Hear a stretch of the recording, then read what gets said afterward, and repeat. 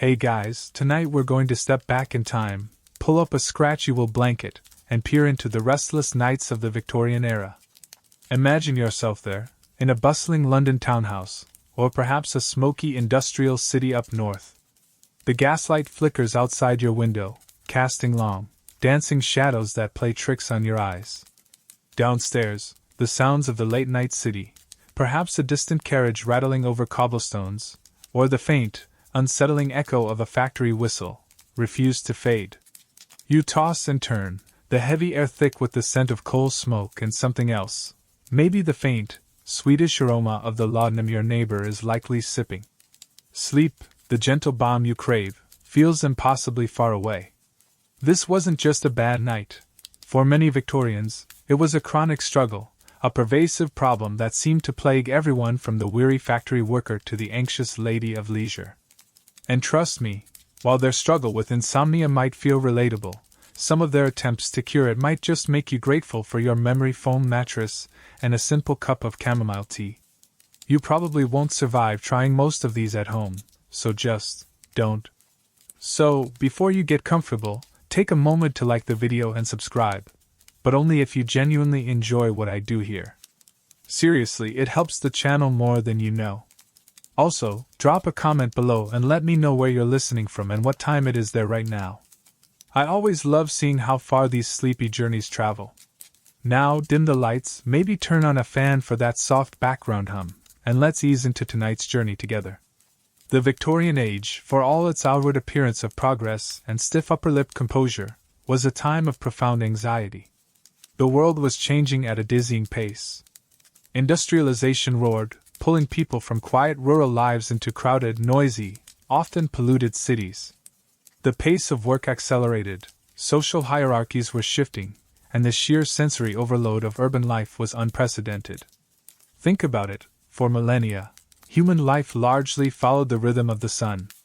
Then, suddenly, gaslight extended the day, factories ran around the clock, and the quiet darkness of night was invaded by noise, light, and the relentless pulse of commerce. Is it any wonder that sleep began to feel like a luxury many couldn't afford? You find yourself living in cramped quarters, perhaps sharing a room, the thin walls doing little to block out the sounds of your neighbors or the street below. The air is often thick and stale, especially in winter when windows are sealed tight against the cold. Your mind, stimulated by the day's events, the pressures of work, the social obligations, the sheer novelty of modern life, refuses to quiet down.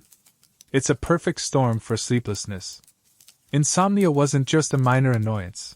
It was widely discussed, written about in medical journals, popular magazines, and even fiction. It became a sort of fashionable ailment in some circles, a sign of a sensitive, intellectual mind struggling with the complexities of the age. Of course, for most people, it was simply debilitating. You might feel perpetually exhausted, your temper frayed, your concentration shot. Simple tasks become monumental challenges. The Victorians themselves certainly felt it was a growing epidemic, though historians still argue whether the actual prevalence of insomnia increased dramatically, or if it was simply that the condition was being discussed and pathologized more openly. Previously, people might have just accepted periods of poor sleep as part of life, perhaps attributing it to indigestion or bad humors. But in the Victorian era, sleeplessness became a distinct medical problem, something to be fixed, cured, or at least managed. The causes they blamed for this widespread affliction were varied and often reflected the anxieties of the time. Overwork, both physical and mental, was a common culprit. You were told that pushing yourself too hard, either in the factory or the study, would inevitably lead to restless nights. Worries about money, social standing, and the future were also frequently cited. Relatable, right? But then things start to get a little quirky. Some believed that reading too much, especially exciting or sensational novels, could overstimulate the brain and prevent sleep. Others blamed specific foods or drinks, or even the position you slept in. There was a peculiar belief that sleeping on your back was particularly conducive to nightmares and poor rest, while sleeping on your right side was supposedly better for digestion and thus sleep. It makes you wonder if they spend more time trying to position themselves correctly than actually trying to fall asleep. And you might hear whispers of more esoteric causes. Maybe it was the damp air, or unseen miasmas creeping into your bedroom, or perhaps, just perhaps, a touch of the vapors brought on by modern life itself. The sheer volume of advice and remedies offered for insomnia during this period is staggering, and frankly, a little alarming. It suggests a deep societal preoccupation with the problem. Doctors wrote books on the subject, offering complex theories and even more complex treatments. Apothecaries did a roaring trade in potions and elixirs promising sweet oblivion. Newspapers and magazines were filled with advertisements for various cures, each more miraculous, and often more dubious than the last. You couldn't escape the conversation about sleep, or the lack thereof. It became a topic of drawing-room discussion, a shared complaint among friends. "Oh, I had such a dreadful night," you might lament to your neighbor over tea. "Not a wink of sleep." And they would likely nod sympathetically, perhaps offering a suggestion they'd read about, maybe a hot toddy before bed, or a vigorous walk in the evening air.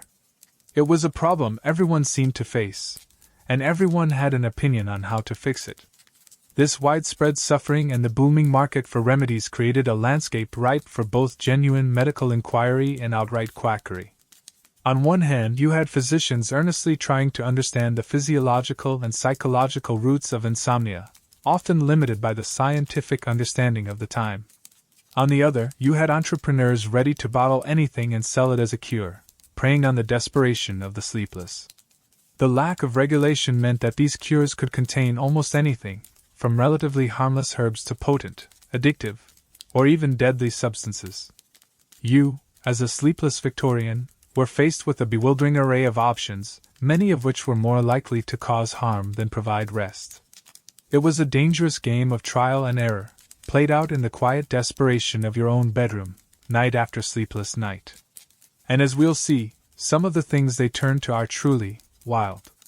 So, you're lying there, wide awake, mind racing, the city sounds a constant intrusion. Desperate for relief, for just a few hours of oblivion, you cast about for anything that might help.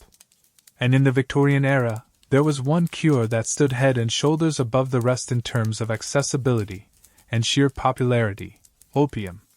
Not necessarily smoked opium, which was associated more with specific, often marginalized groups, but opium in its more socially acceptable, liquid form, laudanum.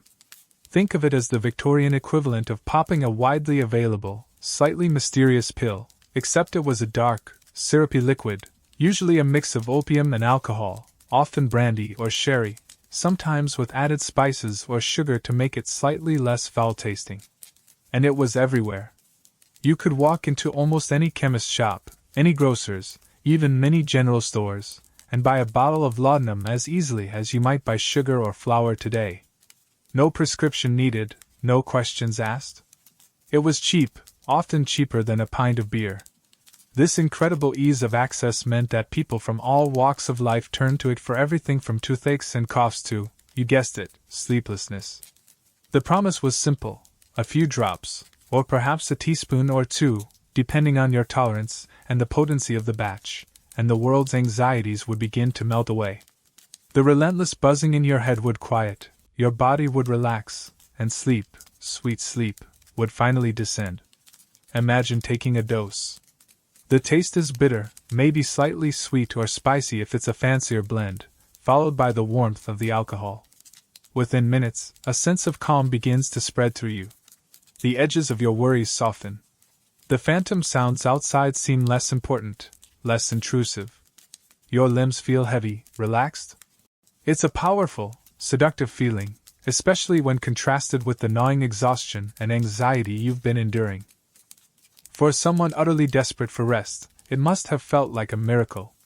And many people used it occasionally for just this purpose, a temporary fix for a particularly bad night. However, this sleepy embrace came with a significant, often devastating, peril. Opium is highly addictive, and the Victorians, despite growing awareness among some medical professionals, didn't fully grasp the depth of that danger, or perhaps chose to ignore it in the face of suffering. What starts as an occasional dose for insomnia can quickly escalate. You find you need a little more the next time to get the same effect. Then you need it every night. Soon, you're not just taking it to sleep, you're taking it to avoid the awful withdrawal symptoms, the nausea, the aches, the restless legs, the crushing anxiety, that kick in when you don't take it.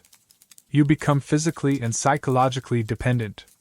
Your life begins to revolve around getting your next dose. And it wasn't just adults.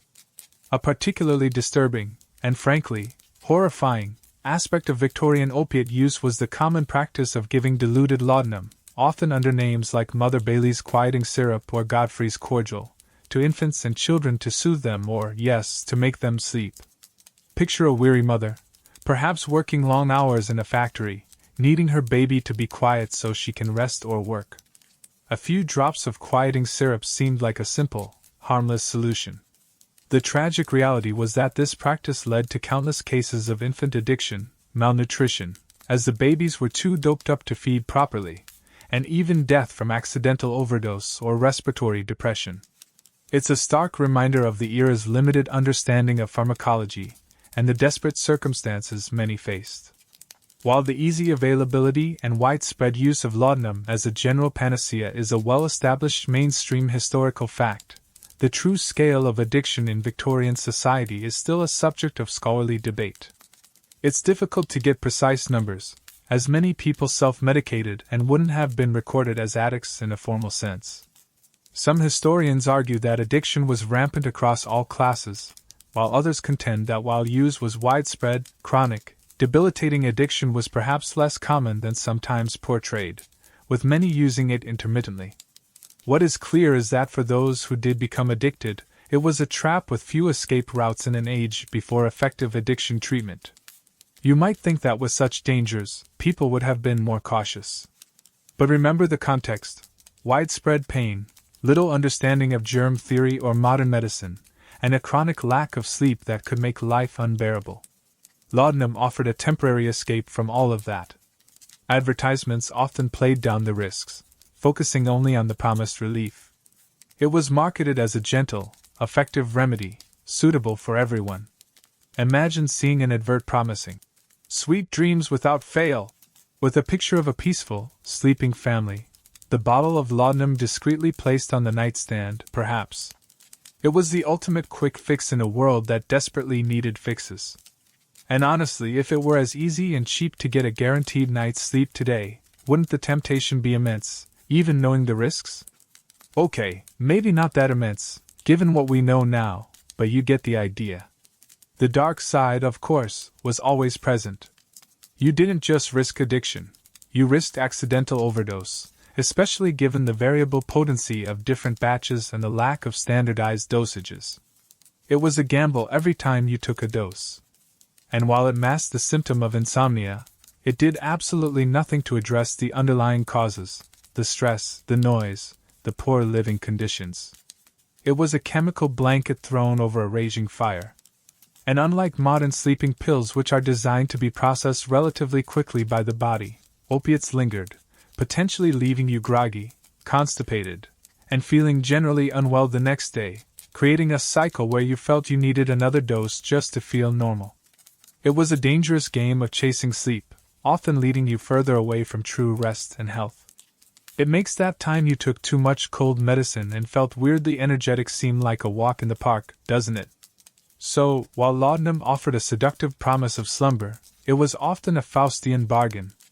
It quieted the mind and body, yes, but at the risk of enslavement to the drug itself, masking problems rather than solving them, and potentially leading to a much worse state than mere sleeplessness. It was the go-to solution for many, a testament to both its effectiveness as a sedative and the profound desperation of the sleepless Victorians, but it was a cure that often created a far more serious illness. It's a stark reminder that sometimes, the easiest path to temporary relief can lead down the most dangerous road. So, laudanum was the heavy hitter, the chemical sledgehammer against sleeplessness, readily available but carrying that dark risk of addiction we just talked about. But what if you wanted something a little more respectable? Something you could offer a guest, or sip by the fire without feeling like you were dabbling in the illicit? Well, the Victorians had another go-to solution, one that's still a popular, if often misguided, choice for some today: alcohol. Yes, the humble nightcap. Forget your modern ideas of a small digestive. In the Victorian era, using alcohol to knock yourself out was a widespread and socially sanctioned practice. You're lying there, the laudanum option feels too risky tonight, or maybe you just don't have any handy. But there's a bottle of brandy, or port, or perhaps a decanter of wine sitting right there. The conventional wisdom of the day, echoing through the ages, was that a good slug of alcohol would relax you, quiet the nerves, and usher in sleep. And initially it often felt like it did. That warm, heavy feeling spreading through your limbs, the slight dulling of the senses, the temporary suppression of anxieties, it certainly felt like it was working. So you'd pour yourself a generous measure, perhaps heating it up with a bit of sugar and spice for a proper toddy, and sip it slowly, hoping for oblivion. This wasn't just something done by the desperate or the down and out. Using alcohol as a domestic sedative was a mainstream historical fact of Victorian life, practiced by people of all social strata. The weary businessman would have his brandy, the society lady her glass of sherry, the laborer his pint of porter or gin. It was seen as a natural, even healthy, way to unwind after a long day and prepare for rest. Doctors might even recommend a specific type of wine or spirit depending on your supposed constitution or the perceived cause of your sleeplessness. Ah, yes, madam, a glass of good port before retiring should calm those overactive nerves. A physician might advise, completely unaware, or perhaps choosing to ignore, the long-term consequences. It was the era's equivalent of saying, just have a warm glass of milk, but with considerably more kick and considerably worse side effects down the line. The problem, as we know now and as some Victorians began to learn the hard way, is that while alcohol might help you fall asleep faster, it drastically reduces the quality of that sleep. It suppresses REM sleep, the phase crucial for cognitive function, memory consolidation, and emotional processing. You might drift off quickly, but you're more likely to wake up in the middle of the night as your body processes the alcohol, often feeling more restless and anxious than before. And if you rely on it night after night, you build up a tolerance, meaning you need more and more to get that initial drowsy effect. Suddenly, that generous nightcap has turned into several, leading not just to fragmented sleep, but to all the other joys of excessive alcohol consumption, impaired judgment during the day, physical health problems, and yes, addiction. Imagine the cycle: you drink to fall asleep, you wake up feeling terrible, you drink more the next night to cope with the sleeplessness and the hangover, and so on. It's a trap as insidious, in its own way, as the laudanum dependence we just discussed. And unlike laudanum, alcohol was so deeply woven into the fabric of social life that dependency could be even harder to recognize or admit. You were just having a drink, after all. Everyone had a drink. Now, for a quirky tidbit, some Victorian advice went beyond just have a drink. There were specific, sometimes bizarre, recommendations. For instance, one popular theory suggested that the temperature of the alcohol mattered. A warm toddy was common, but some insisted that cold wine, drunk quickly, was the key to immediate drowsiness. There were also concoctions involving alcohol mixed with everything from egg yolks and sugar, like a primitive eggnog, to, disturbingly, various herbal extracts whose properties were unknown or dangerous when combined with spirits. One piece of advice I stumbled upon suggested adding a pinch of nutmeg to your hot wine, not just for flavor, but because nutmeg itself was believed to have narcotic properties, a potentially risky double whammy in your bedtime beverage. It makes you wonder if they were trying to fall asleep or accidentally induce a hallucinogenic coma. The scholarly debate around Victorian alcohol use and insomnia often revolves around causality. Historians still argue whether the increase in perceived insomnia led people to drink more, or if increased alcohol consumption due to industrialization and social changes was a cause of the reported rise in sleeplessness. Was it a symptom or a cause? Or a vicious cycle where one fed the other? Pinpointing the exact relationship is tricky, especially given the social stigma attached to excessive drinking even then, meaning people might not have been entirely honest about their habits, even to doctors. And let's not forget the potential for mixing these cures. You might have a night where the brandy doesn't quite do the trick, so you think, well, maybe just a little drop of laudanum on top? This was incredibly dangerous. Combining central nervous system depressants like alcohol and opiates significantly increases the risk of respiratory depression, coma, and death.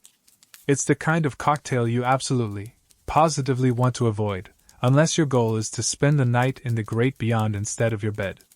It makes mixing modern sleep aids with alcohol look like a gentle suggestion to take a nap by comparison. So, while the Victorian nightcap offered a seemingly easy route to sleep, it was often a deceptive one. It provided initial drowsiness but sabotaged restorative sleep, risk tolerance and addiction, and could lead to dangerous interactions if combined with other substances. It was a remedy that promised rest but often delivered only broken sleep, hangovers, and a host of other problems. It's a classic example of a quick fix causing more trouble than the original problem.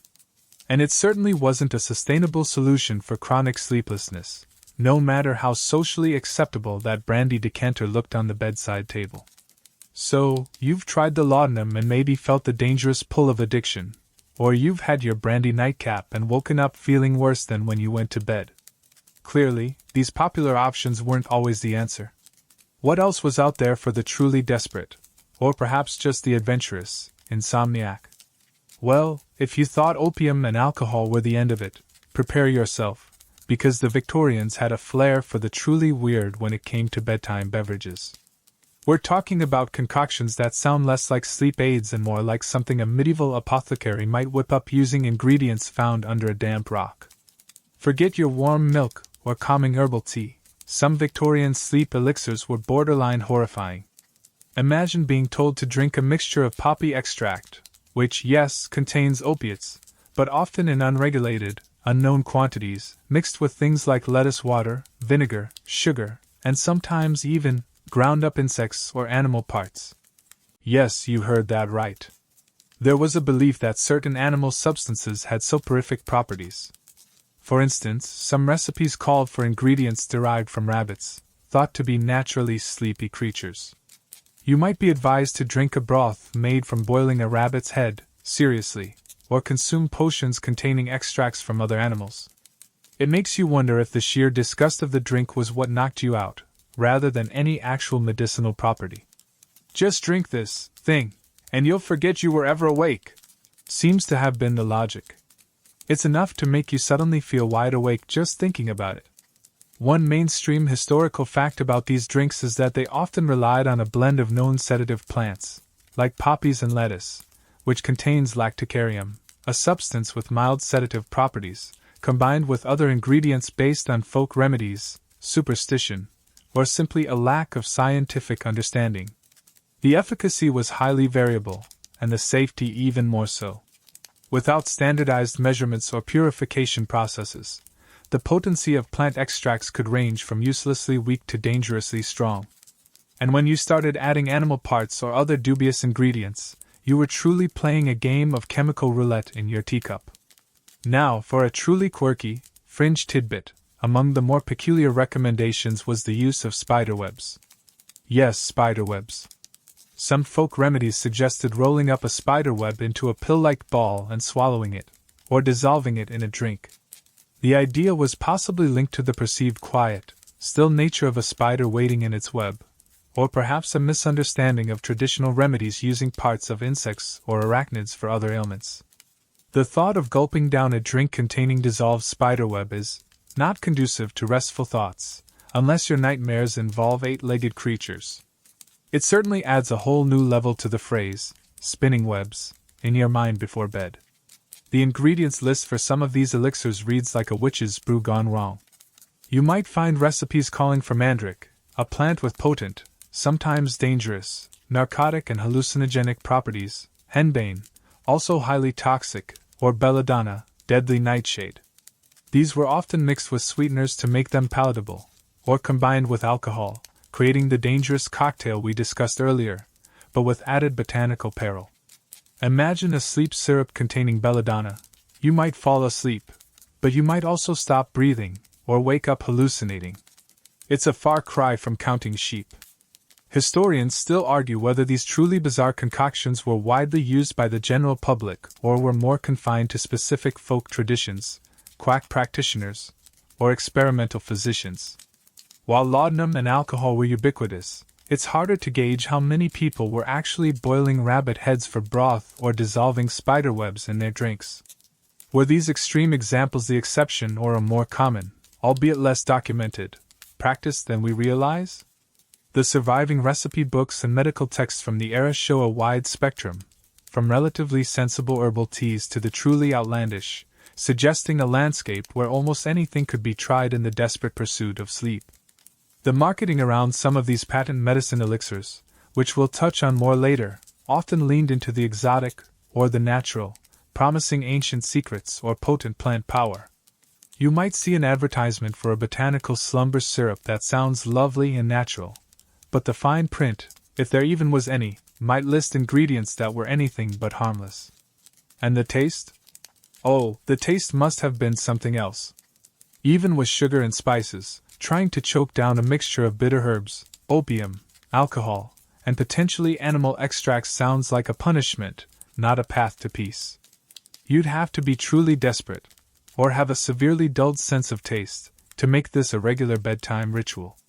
Perhaps the sheer effort of preparing and consuming the repulsive drink was so exhausting it made you fall asleep.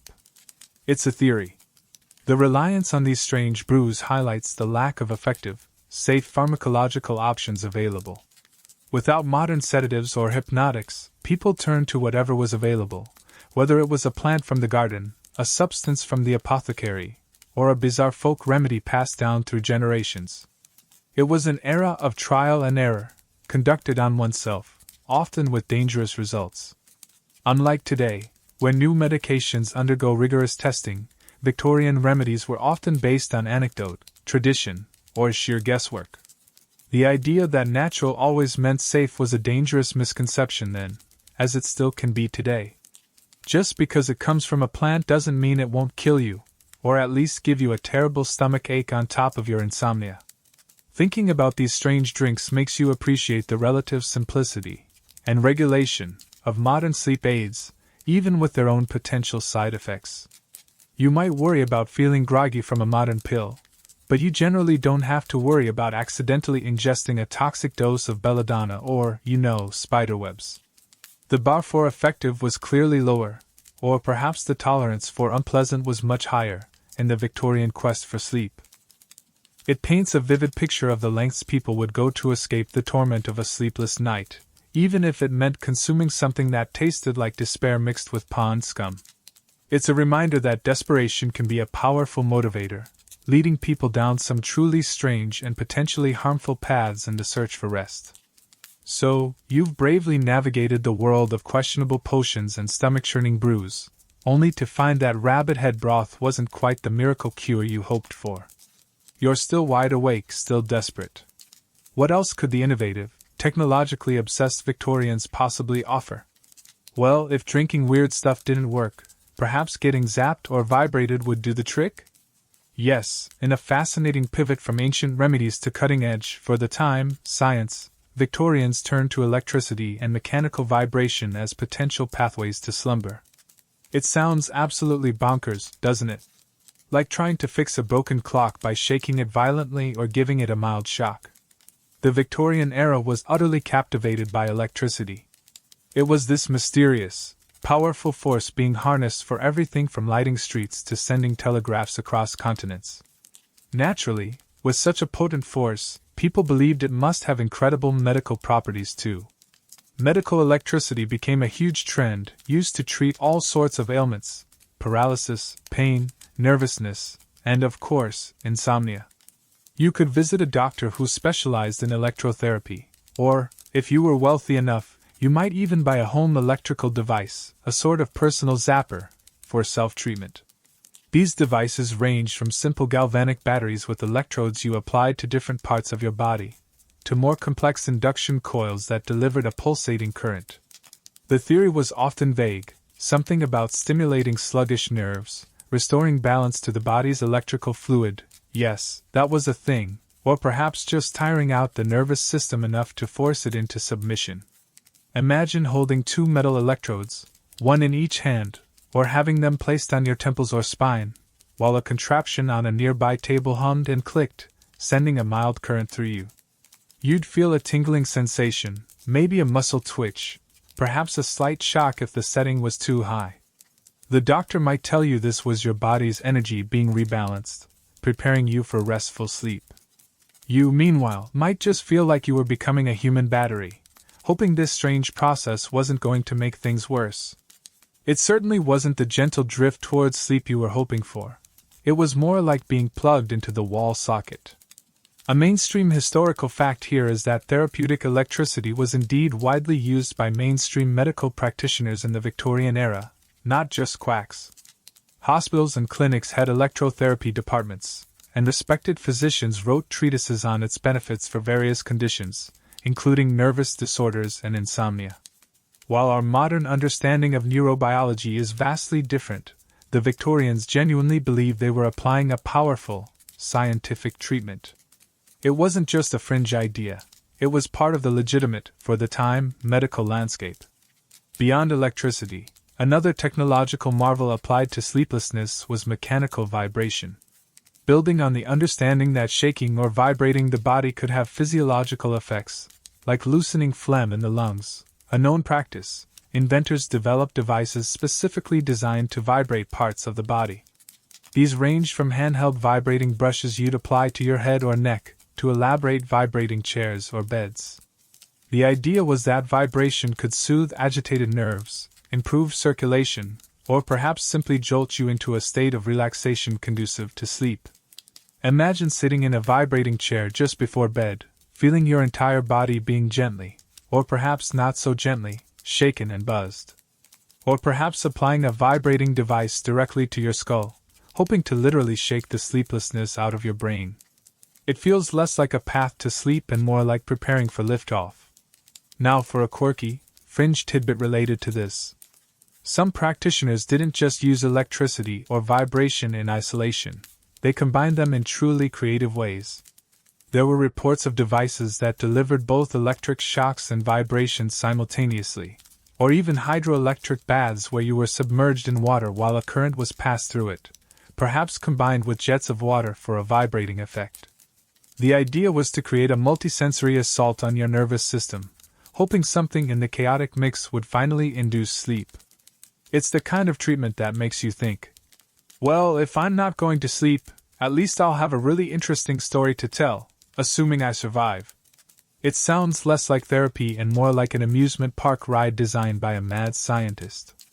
Historians still argue whether these electrical and vibration therapies had any genuine placebo effect or if they simply provided a novel, attention-grabbing experience that momentarily distracted the patient from their worries.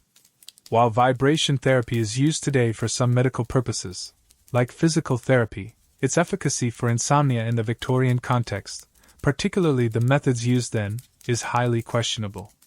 Was the tingling of the electricity or the buzzing of the vibrator genuinely soothing for some, or did it just add another layer of bizarre stimulation to an already overstimulated mind? It's hard to say definitively from this distance. The appeal of these methods likely lay in their perceived modernity and scientific basis compared to, say, drinking bug juice. They felt cutting-edge, rational, a product of the industrial age that was causing so many problems in the first place. If technology could connect the world and power factories, surely it could fix a simple case of sleeplessness. You might feel a strange sort of hope sitting there, electrodes attached, listening to the machine whir. This wasn't just some old wives' tale. This was science, or at least the Victorian interpretation of it. However, the reality was that these treatments were often ineffective for chronic insomnia and could sometimes be harmful. Incorrect application of electricity could cause burns or muscle damage. Vibration devices, while generally less dangerous than electricity, were often clunky and uncomfortable. And neither method addressed the root causes of Victorian insomnia like stress, poor living conditions, or underlying health issues. They were, like many other Victorian cures, attempts to treat the symptom with a dramatic, often unpleasant, intervention, rather than understanding the complex nature of sleep. It makes you wonder if the sheer discomfort or strangeness of the treatment was meant to be so distracting that you simply forgot you couldn't sleep. I'm too busy being electrocuted to worry about insomnia right now. It's a questionable strategy, at best. So, while the Victorian era embraced the future with open arms and electrical currents, their attempts to shock or vibrate themselves into sleep were largely misguided. It highlights a common theme in their search for rest, a willingness to try almost anything, no matter how strange or potentially uncomfortable, in the desperate hope of finding relief. It's a far cry from setting a relaxing mood. It's more like trying to reset your internal clock with a jolt. And honestly, after a session of being zapped and shaken, you might just find yourself even more wide awake, perhaps contemplating the questionable life choices that led you to seek sleep through mild electrocution. So, you've been shocked, you've been vibrated, you've potentially consumed beverages that would make a modern mixologist weep, and you're still awake. Clearly, the cutting edge of Victorian technology and questionable liquid remedies weren't always the answer. What if the path to slumber lay not in external jolts or internal potions, but in manipulating your own physical state? The Victorians, ever resourceful, and sometimes desperate, also turned to physical therapies, often involving water and strenuous activity, to beat sleeplessness. Welcome to the era of hydrotherapy and exercising your way to exhaustion. Hydrotherapy, the use of water in various forms and temperatures, was a massive trend in Victorian medicine, and it was widely applied to treat nervous disorders, including insomnia. You could visit a hydrotherapy institution, a sort of spa crossed with a medical clinic, or attempt some of the treatments at home if you had the facilities. The methods ranged from the seemingly soothing to the utterly brutal. On the gentler end, you might be prescribed long, warm baths before bed. The idea was simple. The heat would relax your muscles, soothe your nerves, and prepare your body for rest. Imagine sinking into a deep, claw-footed tub filled with steaming water, the gaslight casting a soft glow, trying to let the heat leach the tension from your weary limbs. This feels more like it, right? A genuinely pleasant path to sleep, finally. But Victorian hydrotherapy wasn't always about gentle warmth. Far from it. For some insomniacs, the prescription was a cold plunge, or even a series of alternating hot and cold baths or showers. The theory here was different. Shocking the system with cold water would invigorate the circulation, stimulate the nerves in a different way than electricity, and somehow reset your body's internal rhythms, including the sleep-wake cycle. Picture yourself standing on the edge of a cold bath or shower, perhaps in a chilly, tiled room, bracing yourself for the shock. The sudden gasp for air, the icy sting on your skin, the involuntary shiver. It sounds less like a cure for sleeplessness and more like a guaranteed way to feel instantly, painfully alert. You might jump out feeling wide awake, but perhaps so physically exhausted and traumatized by the experience that sleep eventually comes out of sheer relief that the ordeal is over. It's a bold strategy, Cotton. A mainstream historical fact about this is that hydrotherapy was a highly respected medical practice throughout the Victorian era, championed by prominent physicians and institutions. It wasn't just a folk remedy. It was considered a legitimate form of treatment for a wide range of conditions, backed by elaborate, though often flawed, theories about circulation, nerve energy, and the body's response to temperature extremes. Doctors would prescribe specific hydrotherapy regimens tailored to the individual patient's constitution and symptoms. Beyond water, the Victorians also believed in the power of physical exertion to combat insomnia. If your mind was too active, the logic went, perhaps you needed to tire out your body instead. Vigorous exercise was a common recommendation, particularly in the fresh air. You might be advised to take a long, brisk walk, or even engage in manual labor or strenuous sports during the day. The idea was that physical fatigue would naturally lead to a deeper, more restful sleep. Imagine yourself embarking on a lengthy evening stroll, perhaps through a park or along a riverbank, trying to walk the sleeplessness right out of your system. Or perhaps, if you were of the working class, your daily toil in a factory or field was considered sufficient exercise, and your insomnia was blamed on other factors, like poor diet or living conditions. Now for a quirky, fringe tidbit related to exercise. Some Victorian health gurus prescribed specific, sometimes peculiar, exercises to be performed just before bed, or even in bed.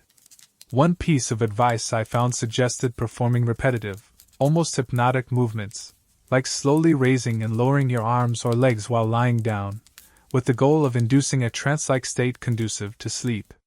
Another recommended gently rocking your head from side to side for several minutes. It makes you wonder if these exercises were genuinely helpful, or if they just made you feel slightly ridiculous and perhaps dizzy enough to forget you were trying to sleep. Trying to rock your head into unconsciousness seems like a less efficient version of hitting it with a pillow, but hey, it was Victorian science. Historians still argue whether the reported benefits of Victorian hydrotherapy and exercise for insomnia were due to genuine physiological effects, like relaxation from warmth or fatigue from exertion, placebo effects, the belief that the treatment would work, or simply the result of patients adopting healthier habits overall, like spending more time outdoors during the day. Pinpointing the exact mechanisms and efficacy from historical accounts is challenging, especially as patient reporting could be subjective and biased. The appeal of these physical therapies was likely their perceived wholesomeness and naturalness compared to drugs or weird elixirs. You weren't putting strange chemicals into your body, you were working with your body, using natural elements like water or your own physical strength. It felt virtuous, healthy, and proactive. You weren't just waiting for sleep, you were earning it through sweat and cold showers. However, like many Victorian cures, these methods weren't universally effective and could sometimes be counterproductive. While moderate exercise can improve sleep quality, excessive or ill-timed strenuous activity, especially close to bedtime, can actually make insomnia worse by raising your heart rate and stimulating your nervous system. And while a warm bath can be relaxing, extreme cold plunges could be dangerous for people with certain health conditions and, as noted, might just make you more alert. The effectiveness often depended heavily on the individual, the specific method used, and the underlying cause of their sleeplessness, which the Victorians were still struggling to understand. It's a bit like throwing everything at the wall and seeing what sticks, isn't it? Except the wall is your body, and sometimes what sticks is just a nasty chill or a pulled muscle. So, while hydrotherapy and exercise offered more physically oriented approaches to Victorian insomnia, they weren't guaranteed paths to restful nights. They highlight the era's willingness to explore a wide range of potential solutions, from the technological to the physical, in their desperate search for sleep. And they remind us that sometimes, the path to rest isn't about drastic measures, but about finding what truly soothes and calms your individual system. Though I'm pretty sure a cold plunge wouldn't make anyone feel soothed. So, you've braved the cold plunges and the electric tingles, you've tried to vibrate your way to unconsciousness, and still, sleep remains elusive. The cutting-edge technology of the day seems more likely to make you jumpy than sleepy. What if the answer wasn't in the shock and the shake, but in something older, something more natural? Before the age of patent medicines and electrical gizmos fully took over, people had long turned to the plant kingdom for relief from ailments, and insomnia was no exception. The Victorians, while embracing industrial progress, also maintained a deep connection to herbalism, looking to roots, leaves, and flowers for a gentler path to slumber. You might find yourself poring over old herbals or consulting with someone knowledgeable about traditional remedies, hoping that nature held the key that science and spirits hadn't provided. This was the realm of herbal potions and plant power, some remedies familiar to us today, others long forgotten or wisely abandoned. Think of your common chamomile tea. Yes, that was a thing back then, and a relatively sensible one too. You might be advised to steep chamomile flowers, known for their gentle sedative properties, and sip the warm infusion before bed. Or perhaps valerian root, a more potent herbal sedative with a distinctively earthy, some might say unpleasant, smell, was recommended. You'd boil the chopped root, strain the murky liquid, and bravely drink it down, hoping its reputed power to calm nervous agitation would finally lull you to sleep. It tasted, well, let's just say it wasn't a beverage you'd drink for pleasure, but if it promised rest, you'd hold your nose and swallow. A mainstream historical fact is that herbal medicine was a legitimate and widely practiced form of healthcare throughout the Victorian era, coexisting with, and sometimes competing with, conventional medical practice. While formal medical schools were gaining prominence, apothecaries, herbalists, and home remedies based on plant knowledge remained essential for many people, especially in rural areas or for those who couldn't afford a doctor. Books detailing the medicinal properties of various plants were popular, and gardens often included plots dedicated to herbs grown for their therapeutic uses. You could buy dried herbs from a market or chemist, or even collect them yourself if you knew what you were looking for. It was a practical, accessible approach rooted in centuries of tradition. But like many Victorian practices, the line between effective herbalism and sheer guesswork could be blurry. The potency of plant remedies varied wildly depending on how they were grown, harvested, dried, and prepared. There was no standardization, meaning a dose that worked one night might be useless or dangerously strong the next. And while some herbs had genuine mild sedative effects, others were used based on folklore, mistaken identity, or simply because they tasted or smelled strongly, leading people to believe they must be potent. Imagine trying to follow a recipe that just says, "a handful of sleepy leaves," and hoping you pick the right ones. Now for a quirky, fringe tidbit. Among the less common, and frankly stranger, plant-based remedies was the use of lettuce water in peculiar ways. While lettuce contains lacticarium, a mild sedative, some Victorian remedies went beyond simply boiling the leaves. One piece of advice suggested boiling the stalks of lettuce until they yielded a thick, milky sap, which was then mixed with sugar or honey and taken as a potent sleeping draught. Another recommended placing lettuce leaves directly on the forehead or temples, believing the plant's cool, damp nature would draw out heat and agitation from the brain, somehow inducing sleep. You'd lie there in the dark with damp lettuce leaves plastered to your face, feeling utterly ridiculous, but hoping against hope that this leafy application would finally work. It sounds less like a remedy and more like a salad gone horribly wrong.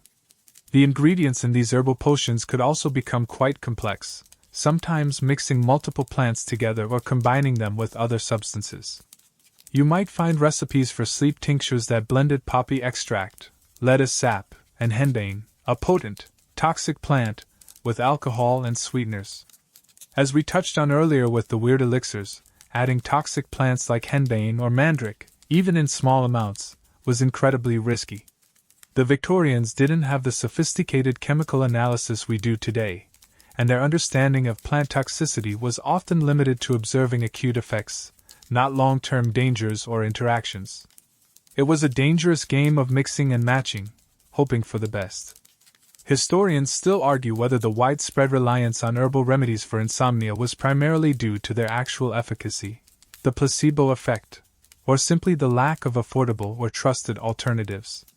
While some herbs certainly possess properties that can promote relaxation or drowsiness, the anecdotal nature of Victorian reports makes it difficult to definitively say how often they provided genuine, restorative sleep compared to just making people feel slightly woozy or hopeful. Was it the valerian working, or just the ritual of preparing and taking the potion, combined with the belief that it would work? It's hard to untangle belief from biology in the historical record. The appeal of herbal remedies was often their perceived safety and naturalness compared to the chemical concoctions appearing on the market. You might feel more comfortable trusting a plant that had been used for generations than a mysterious bottle of Dr. Wonderful's instant slumber syrup. This perception wasn't always accurate, of course, as many plants are toxic, but it offered a sense of control and tradition in a rapidly changing world. You could grow your own medicine, a comforting thought when facing the impersonal forces of industrial society. It felt like taking matters into your own hands, quite literally, by digging in the dirt. However, relying solely on herbs for chronic, severe insomnia was often insufficient. While they might offer mild relief for occasional sleeplessness or anxiety, they were rarely powerful enough to overcome the profound physical and mental stressors of Victorian life for those most severely affected. And if you were using potent or toxic herbs, you risked side effects ranging from nausea and dizziness to confusion, hallucinations, or even death. It was another path fraught with uncertainty, where the promise of natural healing could sometimes lead down a dangerous botanical rabbit hole. You might escape the opiate trap, only to stumble into a patch of deadly nightshade disguised as a sleepy flower. Just another delightful Victorian bedtime adventure. So, while the idea of turning to nature for a gentle sleep aid feels comforting and familiar, The Victorian practice of herbalism for insomnia was a mixed bag. It included genuinely useful remedies like chamomile, but also ventured into the realm of potent, unregulated, and sometimes bizarre or toxic concoctions.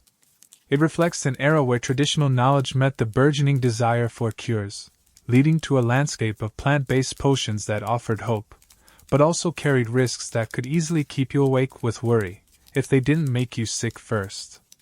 It seems finding a truly safe and effective way to sleep was proving to be quite the challenge. So, you've delved into the world of herbal concoctions, some soothing like chamomile, others, less so, like the potential spiderweb smoothies. You've tried the warm baths and the bracing cold plunges, you've attempted to vibrate your worries away and even flirted with mild electrocution. And yet, the Sandman remains stubbornly out of reach. For many Victorians, navigating this confusing landscape of home remedies, folk cures, and physicians' advice was exhausting in itself. But there was another option, one that promised a simple, bottled solution to all your sleepless woes, readily available without a doctor's visit or a trip to the herb garden, the booming, unregulated world of patent medicines. Step right up, ladies and gentlemen. Are you plagued by restless nights?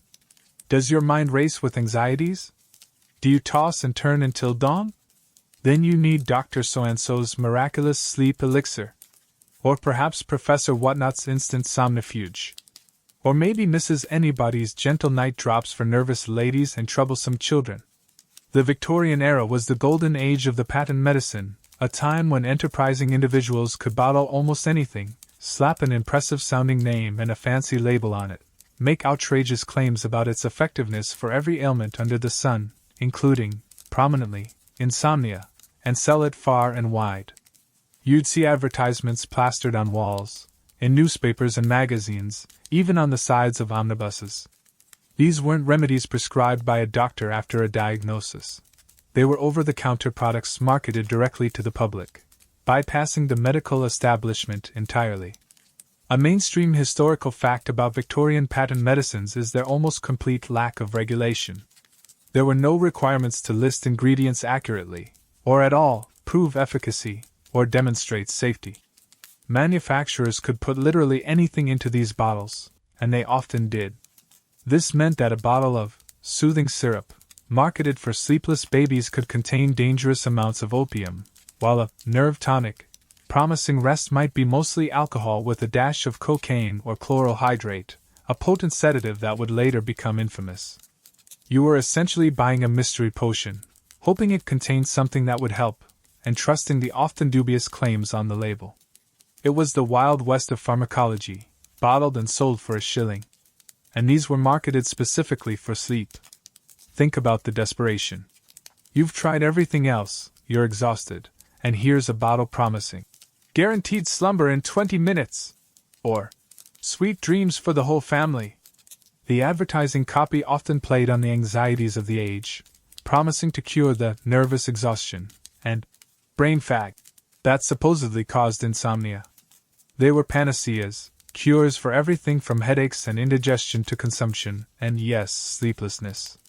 The same bottle might promise to settle your stomach and make you sleep, because why not? It was a one-stop shop for feeling vaguely better, or at least feeling something different.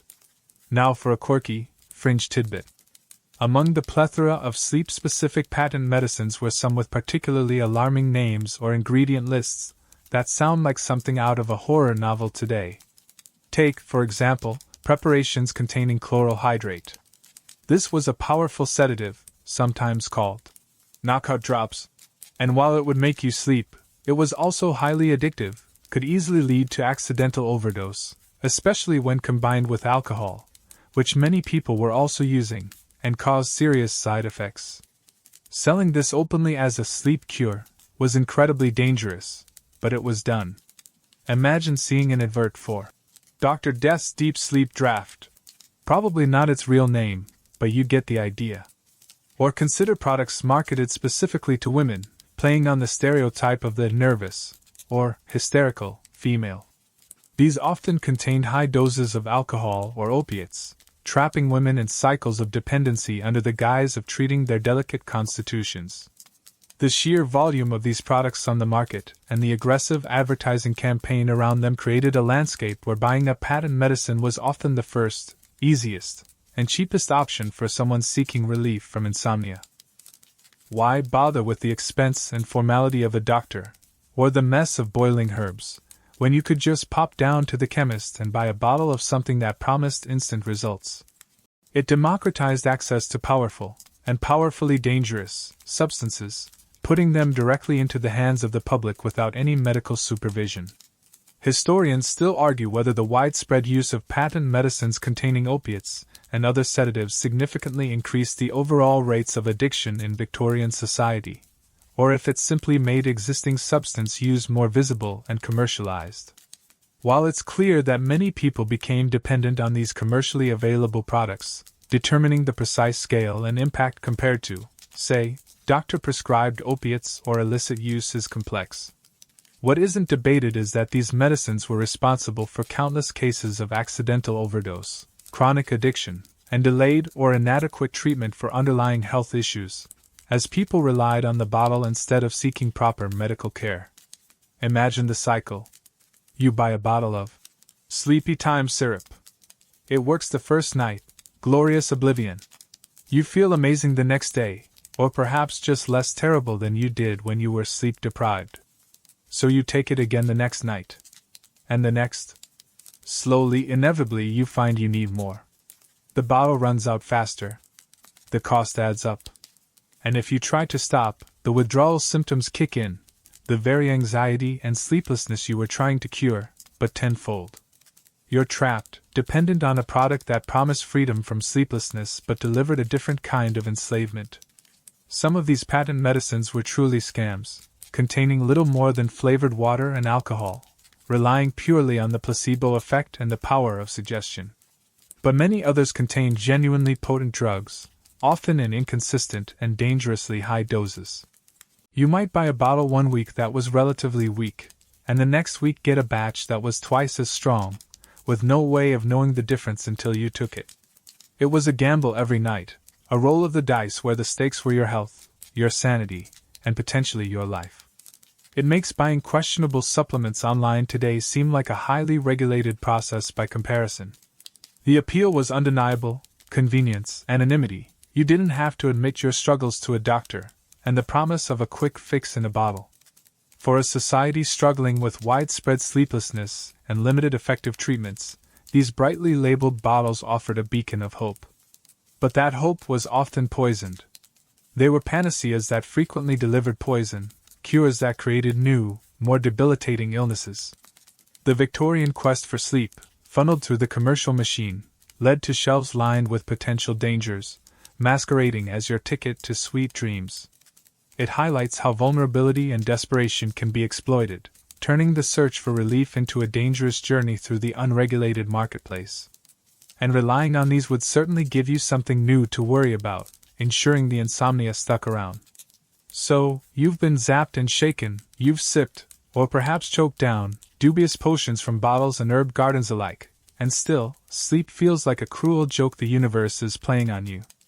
If technology and strange liquids weren't the answer, maybe the path to slumber lay in something more fundamental: what you put into your body. The Victorians were absolutely convinced that diet played a crucial role in sleep, and they had a bewildering array of rules about what you should and shouldn't eat or drink before bed. Forget counting sheep, they were counting calories, or at least counting potential sources of indigestion and nervous excitement. The prevailing theory was simple: a troubled stomach led to a troubled mind, which led to troubled sleep. Indigestion, or dyspepsia as they often called it, was blamed for everything from headaches and irritability to, you guessed it, insomnia. Therefore, the key to a good night's rest was ensuring your digestive system was calm and unburdened before retiring. This meant, first and foremost, avoiding heavy suppers. You were advised to eat your main meal earlier in the day, giving your stomach ample time to process everything before you lay down. Eating a large, rich meal late in the evening was considered a surefire way to court a sleepless night, as your body struggled to digest it while you were trying to rest. Imagine sitting down to a multi-course Victorian dinner at 9 p.m., then trying to fall asleep an hour later, your poor stomach would be staging a full-blown rebellion. This focus on digestion led to specific recommendations about what to avoid. Rich, fatty foods were out. Spicy dishes were a definite no-no, believed to overstimulate the system. Anything known to cause wind or fermentation in the gut was strictly forbidden late at night. This included things like beans, cabbage, and other cruciferous vegetables. Raw vegetables and fruits were also often viewed with suspicion after dark, considered harder to digest than cooked ones. You might be told to avoid pickles, strong cheeses, or pastries just before bed. It sounds almost like a modern low FODMAP diet, but with more corsets and less scientific understanding. You were basically expected to eat like a nervous rabbit in the evening, sticking to bland, easily digestible fare. A mainstream historical fact is that the belief that indigestion was a primary cause of insomnia was widespread and deeply ingrained in Victorian medical and popular thought. Doctors routinely advised patients on dietary restrictions as a first line of defense against sleeplessness, and countless articles in popular magazines offered similar guidance. This wasn't just a minor point. It was a cornerstone of their approach to nervous disorders and sleep problems, reflecting a holistic view of the body where the state of the gut was intrinsically linked to the state of the mind. But the advice wasn't just about avoidance. There were also recommendations for what you should consume. Warm drinks were generally favored, like the aforementioned chamomile tea, or sometimes weak broths. Warm milk was a classic suggestion, believed to be soothing and easily digested, a piece of advice that, oddly enough, has survived the test of time, even if the science behind it is a bit shaky. Some recommended eating a small, very specific item just before bed, like a plain biscuit or a piece of dry toast, believing it would settle the stomach or provide just enough substance to prevent hunger from waking you up. It makes you picture yourself nibbling a single, sad-looking digestive biscuit in the gaslight, hoping it holds the key to oblivion. Now for a quirky, fringe tidbit. Among the more peculiar dietary recommendations was the strict avoidance of certain seemingly innocuous foods due to their supposed exciting or disturbing properties. One piece of advice I encountered suggested specifically avoiding cucumbers and salads late at night, not just because they were hard to digest when raw, but because they were considered too cooling, or could generate melancholic humors that would prevent restful sleep. Imagine being desperately hungry but refusing that refreshing cucumber slice because you fear it will fill you with sadness and keep you awake. It takes the idea of you are what you eat to a whole new, slightly bizarre level. Historians still argue whether the strict adherence to these Victorian dietary rules had a significant impact on actual sleep quality, or if the perceived benefits were largely psychosomatic. While avoiding heavy meals close to bedtime is still sound advice for many people, the intricate theories about specific foods causing specific humors or levels of excitement were rooted in outdated medical concepts. Was it the bland diet helping, or simply the ritual and the belief that it would help? It's hard to definitively separate the physiological effect from the placebo in historical accounts. The appeal of dietary advice was likely its accessibility and perceived control. You couldn't always afford a doctor or potent medicines, but you could certainly try to change what you ate. It felt like a practical, everyday way to tackle the problem, putting the power back into your hands, or rather, onto your plate. It was also a socially acceptable topic of conversation. Discussing your dietary struggles for sleep was far less taboo than admitting to relying on laudanum or alcohol. However, the relentless focus on indigestion as the primary cause of insomnia often overlooked other significant factors like stress, noise, poor air quality, or underlying health conditions. You could eat the blandest, most digestible meal imaginable, but if your mind was racing with worries about money or your noisy neighbors were keeping you awake, the perfect diet wasn't going to magic away your sleeplessness. And the contradictory or overly complex nature of some of the advice, avoid this, eat a little of that, but only if it's prepared just so, could add another layer of anxiety to the bedtime routine. You might lie awake not just because you couldn't sleep, but because you were worrying if that small piece of toast you ate was the wrong kind of toast and had now doomed you to a night of tossing and turning. It's enough to give you indigestion just thinking about it. The sheer volume and often conflicting nature of the dietary advice highlight the trial and error approach of the era. Everyone had an opinion, every perceived cause of indigestion led to another rule, and the poor insomniac was left trying to navigate a minefield of forbidden foods and prescribed nibbles, hoping to stumble upon the perfect recipe for sleep. It makes choosing what to watch on Netflix before bed seem like a simple decision by comparison. Ultimately, while some of this dietary advice was harmless and occasionally helpful, like avoiding late, heavy meals, much of it was based on flawed theories and added unnecessary complexity and anxiety to the already stressful experience of sleeplessness. It seems even your dinner plate could become another battlefield in the Victorian war against insomnia. So, you've been dieting like a nervous rabbit, avoiding cucumbers like the plague, you've tried to shock yourself into submission, and even considered boiling a rabbit's head for broth, yet sleep remains a distant, mocking concept. If the problem isn't just inside you, your stomach, your nerves, your humors, perhaps the answer lies outside you, in the very air you breathe, the light that filters through your window, or the sounds that penetrate your walls. The Victorians, grappling with the sensory overload of their rapidly changing world, certainly thought so, and they put significant effort into trying to control their immediate environment to coax sleep closer. Welcome to the Victorian battle against insomnia fought on the home front, focusing on air, light, and noise. Imagine your Victorian bedroom. It might be in a crowded tenement, thin walls separating you from noisy neighbors and the street below. Or perhaps a grander house, but still subject to the rattling of carriages, the distant factory whistle, or the general hum of a city that increasingly refused to sleep when the sun went down. The air inside? Often thick and stale. Victorians had a complex, often contradictory, relationship with ventilation. On one hand, they were increasingly aware of the importance of fresh air, especially in combating diseases like tuberculosis. On the other hand, they were terrified of night air, believing it carried harmful miasmas or could cause chills and illness. So, you might be advised to sleep with your window slightly open to allow pure air in, but also caution to avoid drafts and protect yourself from the dangers lurking outside. It was a tricky balance, often leading to bedrooms that were either stuffy and airless or drafty and cold, either of which is particularly conducive to a good night's sleep. Trying to get the perfect temperature and airflow felt like solving a riddle wrapped in an enigma, sealed with a heavy velvet curtain. Light was another battleground. Before widespread electric lighting, gaslight and oil lamps were the main sources of artificial illumination. While they extended the day, they also meant that light pollution, even by Victorian standards, was a growing issue in urban areas. Inside the bedroom, heavy curtains were essential, not just for privacy but to block out the gaslight from the street or the early morning sun.